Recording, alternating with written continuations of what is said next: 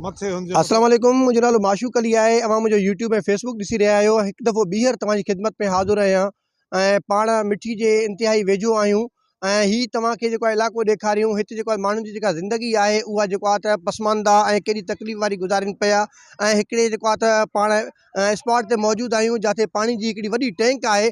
उते जेको पाणी जमा थियल आहे ऐं जेको आहे हिते गॾनि वसीले ॾूरांनि जेको आहे ॻोठनि खां माण्हू हिते अची पाणी भरे जेको आहे पंहिंजे ॻोठ वञनि पिया ऐं पाणी खणी वञनि पिया। हे ख़ासि पीअण जो पाणी आहे ऐं कोशिशि कंदासीं जेको आहे हिते माण्हू पाणी भरनि पिया ऐं उन्हनि सां ॻाल्हि ॿोल कयूं जेको आहे त हीउ कहिड़े कहिड़े ॻोठनि सां हुनजो वास्तो आहे।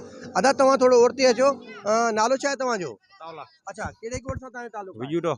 अच्छा, हीउ पाणी तव्हां केतिरो परे आहे तव्हांखे भरण जे लाइ? किलोमीटर। अच्छा, किलोमीटर जे फ़ासिले ते तव्हां पाणी भरण अचो पिया? जी आओ। अच्छा, छो भला हुते सहूलियत कोन्हे छा? न। ऐं ॿियो तव्हांजे ॻोठ में को बिजली जो ॿियो सिहत जो बिजली वगैरह आहे, अस्पताल कोन्हे। अच्छा, अस्पताल कोन्हे जेको आहे। तालीम वगैरह तव्हां वटि आहे, पढ़ंदा आहियो? जी न। अच्छा, सही। ऐं अक्सर जेका हिते आबादी कहिड़ी क़ौम जी आहे? अक्सर हिते आबादी थर वारी इहा ई आबादी थी, बाक़ी ॿी कोन्हे थी। सही।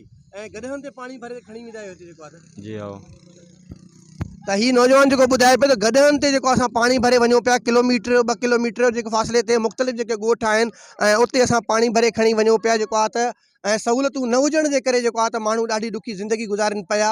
ऐं हीउ जेको थर वारो जेको इलाइक़ो आहे इंतिहाई जेको आहे त मैदनी वसीलनि सां मालामाल आहे, पर हितां जो जेको आम शहरी आहे, जेको वारस आहे, जेको माण्हू हिते जेको मालिक आहे थर जी ज़मीन जो, थर धरती जो, ऐं उनजी जेका ज़िंदगी आहे उहा ॾाढी ॾुखी आहे ऐं कहिड़े नमूने सां उहो पंहिंजी ज़िंदगी खे जेको आहे त गुज़र सफ़र करे पियो, गुज़ारे पियो त ॾाढो ॾुखियो माहौल आहे, ॾाढी तकलीफ़ वारी जेको आहे ज़िंदगी गुज़ारनि पिया।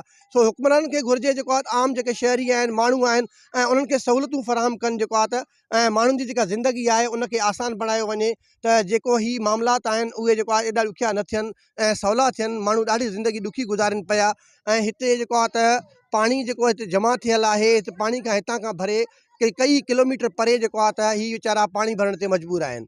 सो मुंहिंजो यूट्यूब चैनल आहे माशूक खोसो ऑफिशियल नाले सां, उनखे वधि खां वधि सब्सक्राइब कयो, बेल आइकन जो बटन आहे उनखे दॿायो।